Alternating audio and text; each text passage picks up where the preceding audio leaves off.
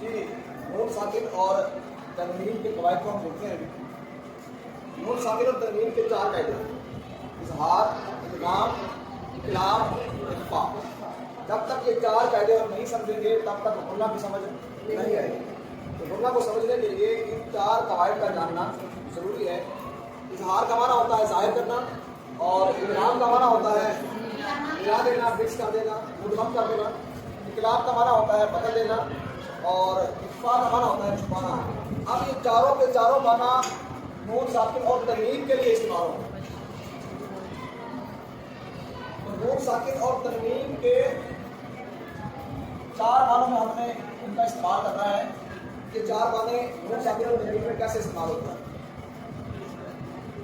سب سے پہلے اظہار کو دیکھتے ہیں.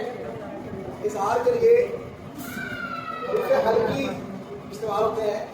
جب بھی نون ساکن یا تنوین کے بعد حروف حلقی میں سے کوئی حرف آ جائے تو وہاں نون کا اظہار ہوتا ہے. حروف حلقی کتنے ہیں؟ 6: حمزہ، ہا، عین، ہا، غین، ہا. مثال کے طور پر ہم مثال لیتے ہیں انعام کا.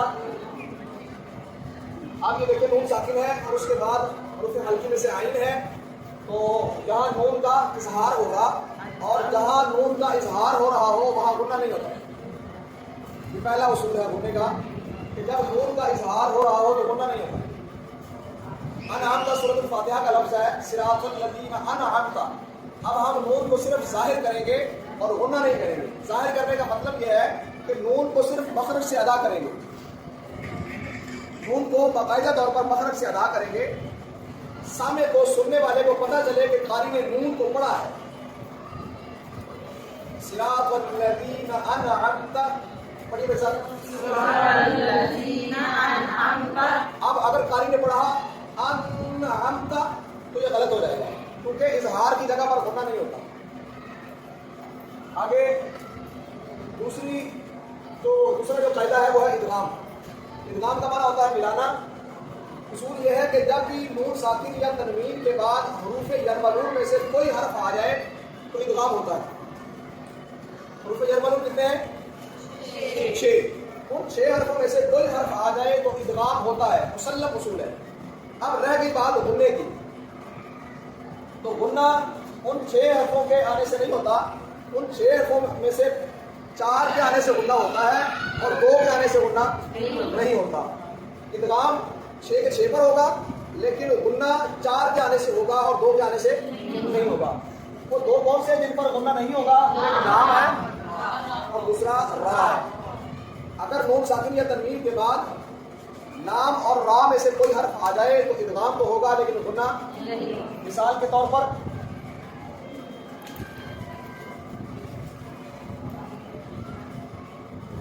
من ربک. اب من ربک میں نون کا ادغام تو ہو رہا ہے را کے اندر لیکن غنہ نہیں ہو رہا. ٹھیک ہے.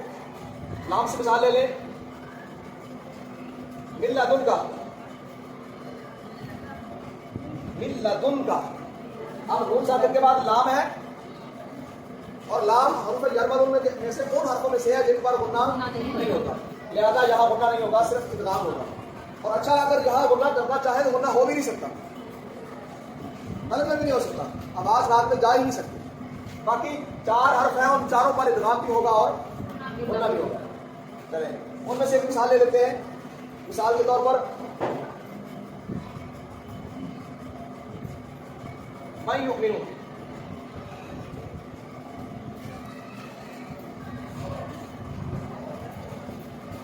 نون ساکن کے بعد کیا آ گیا ہے؟ یا. اور یہاں پر کیا ادغام بھی ہوگا اور اب ہم یہاں پر نون کو یہاں میں مکس بھی کریں گے اور غنہ بھی کریں گے. میں یؤمن.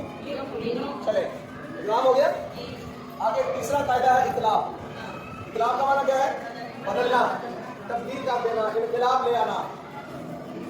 جب بھی نون ساکن یا تنوین کے بعد حرف اقلاب با آ جائے تو ہم نون کی آواز کو میم میں بدل دیں گے. یہ تو ہو گیا اقلاب. نون کی آواز کو میم میں بدل دیں گے. یہ کیا ہو گیا؟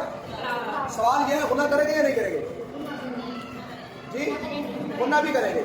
اقلاب کے اندر اختلاف تو ہوگا لیکن ساتھ ہونا بھی ہوگا. جیسے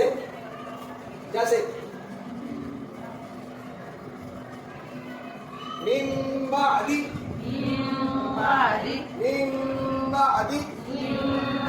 نون ساکن ہے, اس کے بعد حرف اقلاب با آ گیا ہے, ہم نے نون کی آواز کو میم میں بدل دیا اور پھر بولا بھی دیا. اور بعض اوقات قرآن پاک میں اس مقام پر علامتی طور پر چھوٹا سا میم لگا ہوتا ہے جو اس بات کا اشارہ کر رہا ہوتا ہے کہ آپ جہاں پر اقلاب کریں اور نون کی آواز کو میم میں بدل دیں.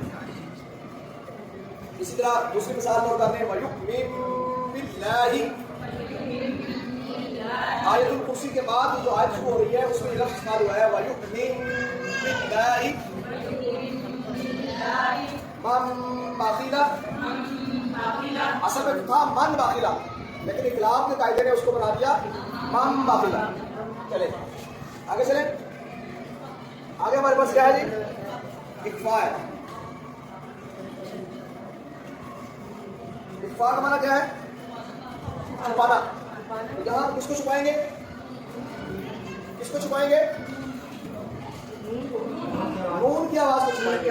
وہ نون کی آواز چاہے نون ساکن کی ہو چاہے نون تنوین کی ہو, ہم نون کی آواز کو چھپائیں گے. حروف حلقی 6, حروف جر ملون 6, 12 حروف ہو گئے, ایک حرف اقلاب 13 ہو گئے. ان 13 حروف کے علاوہ باقی جو حروف بچتے ہیں وہ حروف اخفاء ہیں. مثال دیں گے,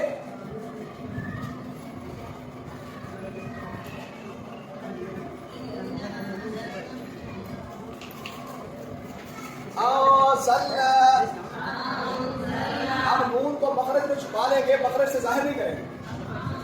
جہاں پر ہم نون کو مخرج میں ظاہر کر رہے تھے اظہار میں, جہاں پر ہم نون کو اسی مخرج میں چھپا رہے ہیں, اسی جہاں پر سے ہم ظاہر کر رہے تھے اب اسی جگہ پر اسی مخرج میں جو نون کا مخرج ہے وہیں پر ہم نون کو چھپا رہے ہیں.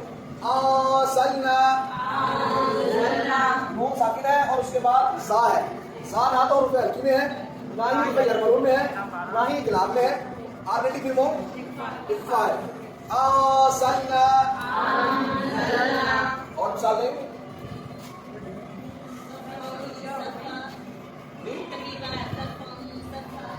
صفان, صفا ٹھیک ہے, صفان صفا, صفا صفا ٹھیک ہے. اچھا آپ مثال کی تنوین کی مثال بھی آ گئی. اب یہ دیکھیں یہاں تنوین ہے اور تنوین کے بعد سواد ہے اور سواد حروف اخفاء میں سے ہے. سواد نہ تو حلقی میں ہے, نہ جر میں ہے, نہ اقلاب میں ہے, تو لا و علا حکم اخفاء میں ہوگا. تو جہاں پر ہم نون کے بعد جو تنوین سے نکل رہی ہے اس کو چھپا لیں گے. صفا صفا, اب ہم صفن نہیں کہیں گے, اصل میں جو ہے صفن صفا, لیکن جہاں ہم اظہار نہیں کریں گے بلکہ اس کو چھپائیں گے, اخفاء کریں گے. صفا صفا جی کافی مثال. ایک مثال اور لے لیں.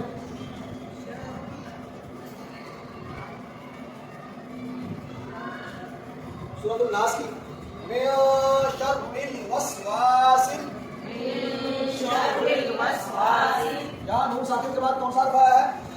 شین کی حروف میں سے ہے, اخفاء میں سے. لہٰذا یہاں بھی ہم کیا کریں گے؟ ادغام. جی سوری جی اخفاء کے ساتھ ہونا ہوگا, اخفاء کے ساتھ ہونا ہوگا, اقلاب کے ساتھ ہونا ہوگا, ادغام کے ساتھ ہونا ہوگا, اور لام کے ساتھ لام اور را کے علاوہ باقی جگہ نہیں ہوگا, اور اظہار کے ساتھ ہونا ہوگا.